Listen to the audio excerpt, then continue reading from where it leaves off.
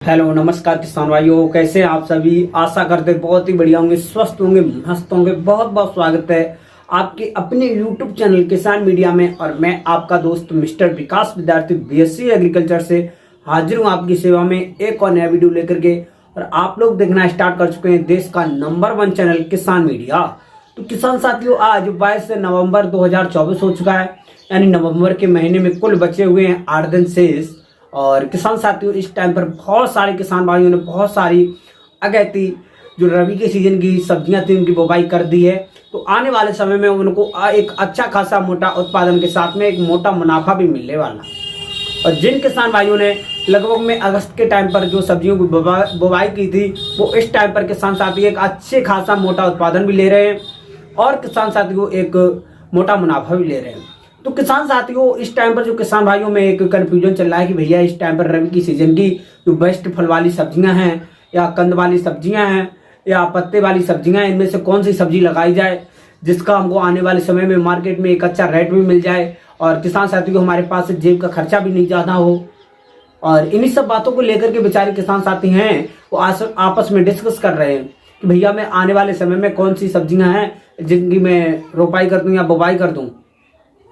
तो किसान साथियों में यही सब कंफ्यूजन बना हुआ है। तो इसके के लिए किसान साथियों मैं लेकर के आया हूं समाधान। और मैं रबी के सीजन में इस टाइम पर रोपाई की जाने वाली सब्जी में से एक ऐसी सब्जी लेकर के आया हूं जो किसान साथी यदि नवंबर के लास्ट तक या 10 दिसंबर तक इसकी रोपाई कर देते हैं तो आने वाले समय में एक अच्छा खासा मोटा उत्पादन आपको देखने को जो है मिल जाएगा। अब आप लोग सोच रहे हैं भैया ऐसी कौन सी सब्जी है। तो किसान साथी, आज मैं आपको जो इस वीडियो के माध्यम से सब्जी की खेती बताऊंगा, उस सब्जी की मार्केट में जो डिमांड है वो भी हमेशा बनी रहती है। सिर्फ और सिर्फ वो पूरे साल इसकी जो डिमांड है वो चलती है। इस टाइम पर भी अच्छी खासे इसके जो रेट है मार्केट में, इस टाइम पर भी एकदम बात करेंगे तो लगभग में 40 रुपए से लेकर के 60 रुपए पर केजी के हिसाब से मार्केट में चल रहे हैं।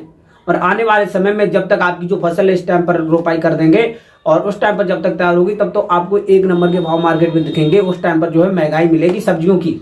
जैसे ही जनवरी और फरवरी लगेगी तो उस टाइम पर आपकी जो फसल है उत्पादन देना स्टार्ट कर देगी। तो आप लोग सोच रहे हैं भैया ऐसी कौन सी खेती है, तो मैं आपको बता दूं इस वीडियो के माध्यम से मैं आज आपको बैगन की एक वैज्ञानिक खेती कैसे करें इसके बारे में A to Z point by point करेंगे आपको और आपको बताएंगे, डिस्कस देंगे और आपको बताएंगे बैगन की खेती के बारे में पॉइंट बाय पॉइंट जानकारी देंगे।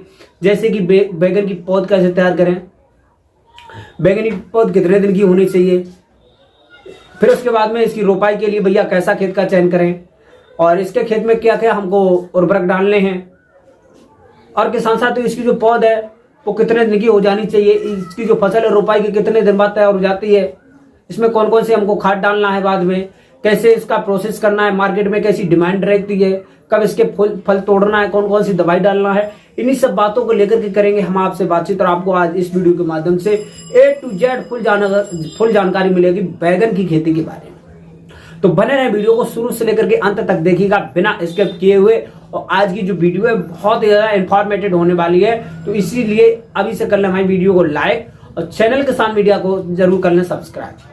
तो अब मैं किसान साथियों जब ज्यादा देर न करते हुए चलिए करेंगे इस वीडियो को स्टार्ट। और वीडियो स्टार्ट करने से पहले सभी किसान भाइयों से एक और हमारी रिक्वेस्ट रहेगी, जो किसान साथी इस चैनल किसान मीडिया पर नए आए हैं जिन्होंने अभी तक इस चैनल को सब्सक्राइब नहीं किया है, वो किसान मीडिया यूट्यूब चैनल को सब्सक्राइब करके बेल आइकन की घंटी जरूर दबा लें, क्योंकि सबसे पहले सबसे तेज हमारा जो नोटिफिकेशन वो आप तक पहुंच सके और बिना भूल भुलैया के आपको सही समय पर सही जानकारी खेती से जुड़ी हुई मिल सके। तो किसान साथियों, यदि आपको लेना है एक बेहतर आइडिया तो आप लोग देखें किसान मीडिया, लेना है बेहतर आइडिया तो आप लोग देखें किसान मीडिया। तो अब मैं किसान साथियों ज्यादा देर न करते हुए चलिए करेंगे वीडियो को स्टार्ट। तो नमस्कार प्यारे किसान साथियों, एक बार फिर से back to my YouTube channel, बहुत बहुत स्वागत है।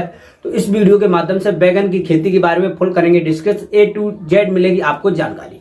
तो किसान साथियों, आज मैं आपको इस वीडियो के माध्यम से बैगन की खेती के बारे में एक पॉइंट से लेकर के और आपको पूरे पॉइंट बाय पॉइंट, यानी जो नर्सरी से लेकर के उत्पादन तक के जो बीच के सारे पॉइंट है सारे डिस्कस आपके सामने करूंगा। वीडियो थोड़ा बड़ा हो सकता है, इसके लिए किसान साथी पूरा वीडियो जरूर देखें। सबसे पहले मैं आपको एक नंबर पॉइंट में बताना चाहूंगा किसान साथियों, जो बैगन की खेती है वैसे तो हम हर एक प्रकार की भूमि में कर सकते हैं, लेकिन एक अच्छा उत्पादन लेने के लिए किसान भाइयों हमको एक बलुई दोमट मृदा का प्रयोग करना चाहिए, जिसका pH मान 6.5 से लेकर के 7.5 तक हो, सही रहेगा। तो इस प्रकार की मृदा का हमको चयन करें। फिर उसके बाद में किसान साथियों नंबर 2 पॉइंट पे मैं आपको बताना चाहूंगा, जो बैगन की खेती होती है तो वो हम जल भराव वाली भूमि में बिल्कुल भी नहीं कर सकते हैं। तो जल भराव वाली भूमि का बिल्कुल भी चयन ना करें, या थोड़ा बहुत जल भराव की जो समस्याएं वो होती हो तो उसके के लिए आपको जल निकासी की उचित व्यवस्था है बनानी चाहिए।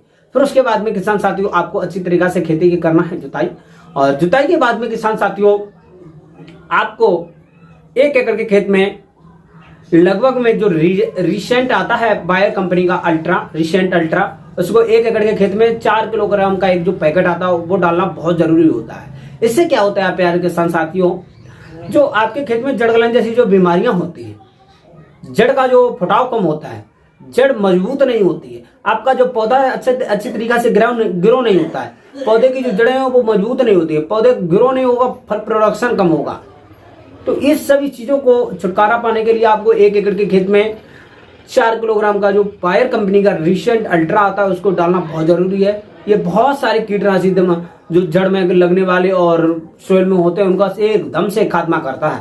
तो आप बिल्कुल भी ना देरी करते हुए 1 एकड़ के खेत में 4 किलोग्राम का रिसेंट अल्ट्रा बायर कंपनी का जरूर डालें।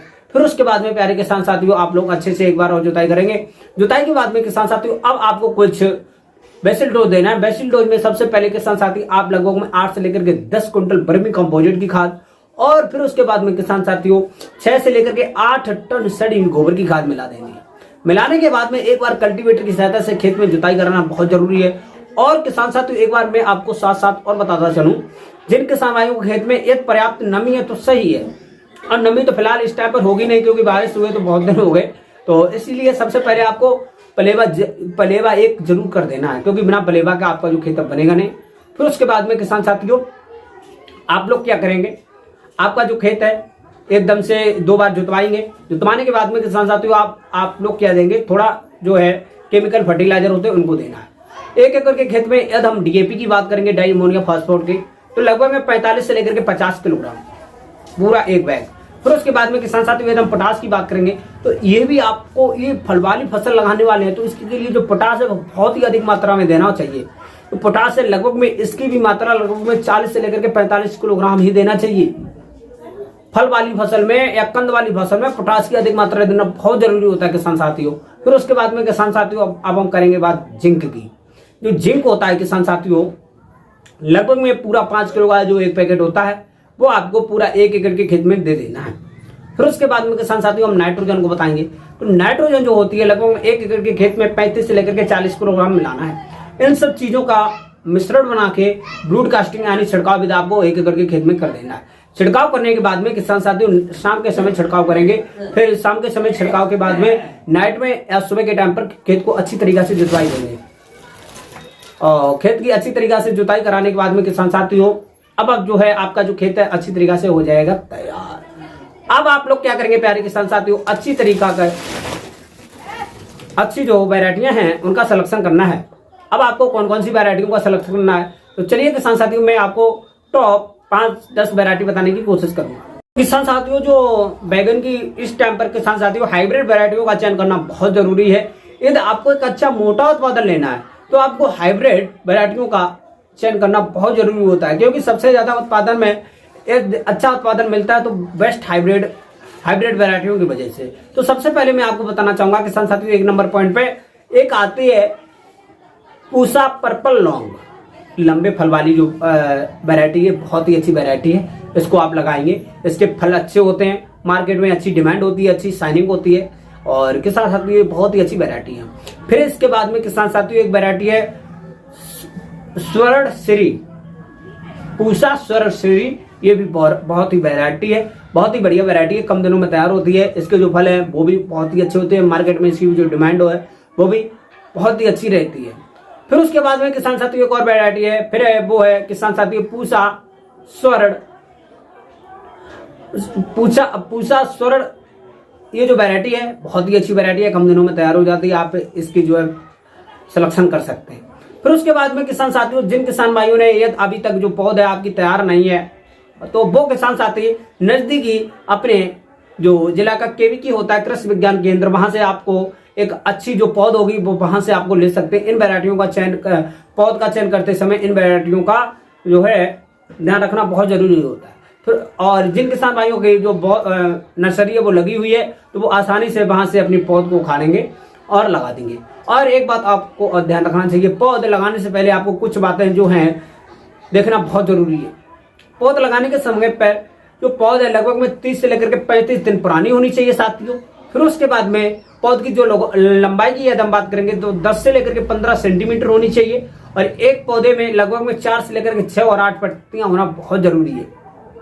ऐसा नहीं है कि बिल्कुल पौधे जो हैं पीले पड़ चुके हैं, खराब हो चुके हैं, आप उसका सिलेक्शन कर लेते हैं तो वहां से आपको एक नुकसान देखने को मिल सकता है।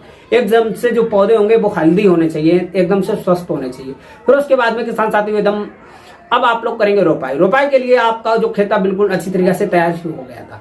तो इस टाइम की जो रोपाई होती है किसान साथियों, आप लोग बेड बना करके कीजिएगा तो बहुत ही ज्यादा आपको एक अच्छा खासा उत्पादन आपको देखने को मिल जाएगा।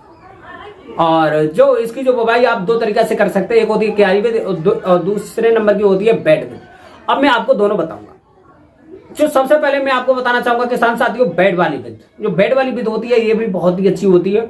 और बेड की जो विद है इस टाइम पर किसान साथियों, जैसे एक जो बेड की एकदम लंबाई की बात करेंगे, जो चौड़ाई की बात करेंगे किसान साथियों, लगभग में 1 मीटर चौड़ा जो बेड है वो आपको बना लेना है। एक मीटर जो चौड़ा है बेड बनाने के बाद में किसान साथियों आप लोग क्या करेंगे, जो इसकी लंबाई आप अपने अनुसार खेती के अनुसार रख सकते हैं। और बेड बनाने के बाद में लगभग में 1 मीटर का चौड़ा और 1 मीटर चौड़े के बेड के आसपास में आपको बीच में उसके जो पौधे हैं लगा देना। यदि आप किसान साथियों 1.5 मीटर चौड़ा बनाते हैं बेड तो आपको उसमें एक पार यहाँ पर एक पार यहाँ पर दोनों पक्ष में जो इसके जो प्लांट है वो रोपने को मिल जाएंगे। तो लगभग में हमारे हिसाब से 1.5 मीटर जो चौड़ा है वो बेड बनाइए और एक यहाँ पर और एक यहाँ पर। इस प्रकार से जो पौधे की रोपाई करेंगे।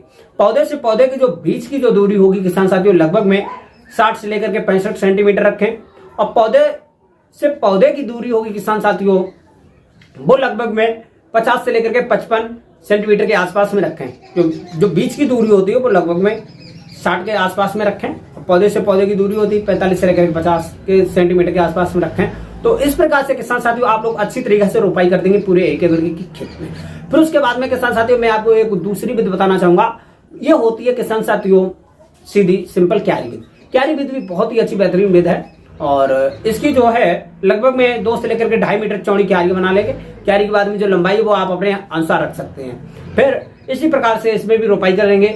पौधे से पौधे की जो बीच की दूरी होगी किसान साथियों वो लगभग में भाई 50 से लेकर के 60 सेंटीमीटर होगी।